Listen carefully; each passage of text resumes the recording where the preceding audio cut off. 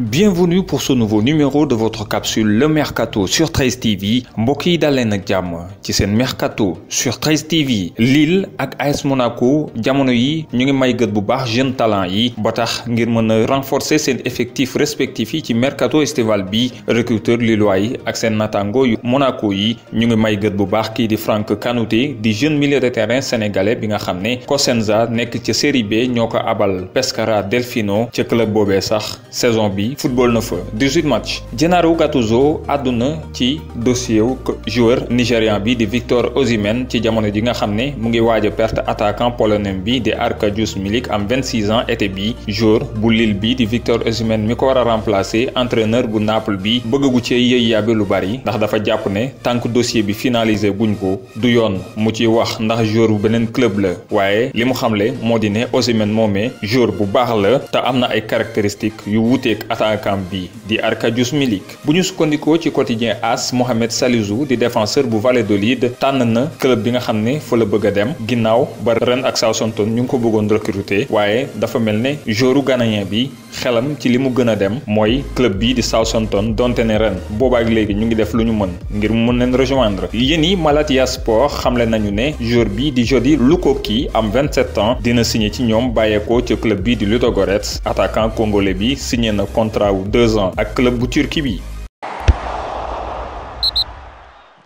Courtisé par le Real Madrid depuis 1 an, Paul Pogba pourrait prolonger son contrat avec Manchester United. Ole Gunnar Solskjaer, manager des Red Devils, est optimiste alors que plusieurs médias évoquent effectivement des discussions entre les deux parties. Revenu cette saison à Chelsea après un prêt du côté d'Everton, Kurt Zouma, 25 ans, est lié aux Blues jusqu'en 2023. Mais selon The Express, le défenseur français pourrait plier bagage dès cet été. Ancien coach de Chelsea, José Mourinho aimerait le faire venir à Tottenham, ce qui arrangerait les affaires de son voisin londonien obligé de dégraisser. Selon Marca, Luka Jovic, 22 ans, aurait été placé sur la liste des transferts par le Real Madrid. L'attaquant serbe arrivé au Real Madrid en juin 2019 n'aurait pas convaincu les dirigeants madrilènes ni par son rendement sportif, 2 buts en 770 minutes jouées, ni par son comportement extra-sportif. Cependant, Zinedine Zidane, face à la presse, a nié cette information, faisant savoir qu'il comptait sur Luka Jovic pour cette fin de saison, ainsi que la saison prochaine. Nabil Fekir aura un nouvel entraîneur la saison prochaine au Real Betis. Le club andalou a annoncé la nomination de Manuel Pellegrini, ancien coach du Real Madrid et de Manchester City. Il prendra la succession d'Alexis Trujillo, entraîneur intérimaire depuis le licenciement de Rubi le 21 juin dernier. Selon Sky Sport Italia, Mario Mandzukic, 34 ans, libre depuis son départ du Qatar, intéresserait la Fiorentina. L'ancien joueur de la Juventus figure aussi sur les tablettes du promu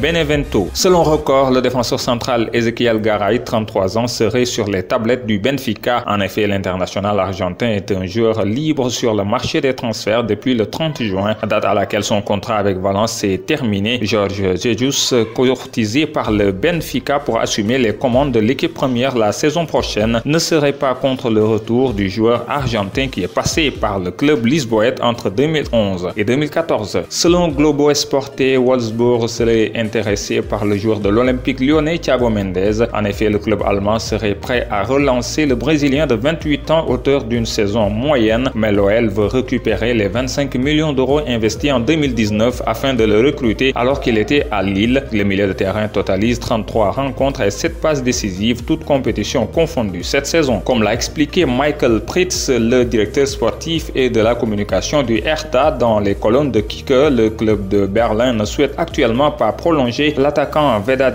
Ibisevic, 35 ans. Arrivé de Stuttgart en 2015, le Bosnien a vu son contrat se terminer le 30 juin. À 35 ans, l'ancien joueur du PSG devrait laisser la place en quête de qualification européenne. Le Hertha est en quête d'un buteur pour la saison prochaine.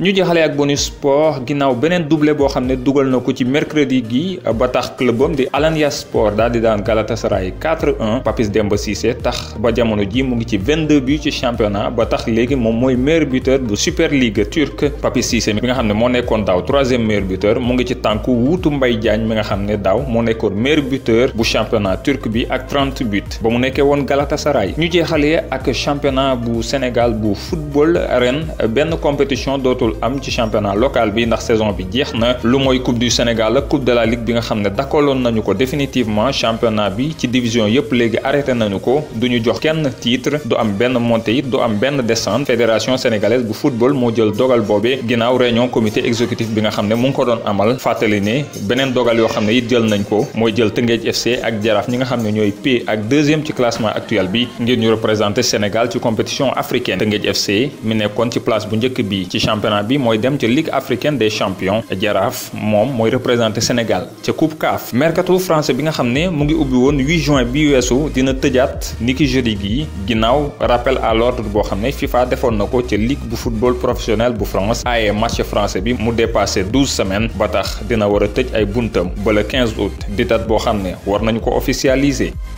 Mesdames, Messieurs, c'était tout pour ce mercato sur Thaïs TV. Merci de l'avoir suivi. Rendez-vous demain pour un nouveau numéro.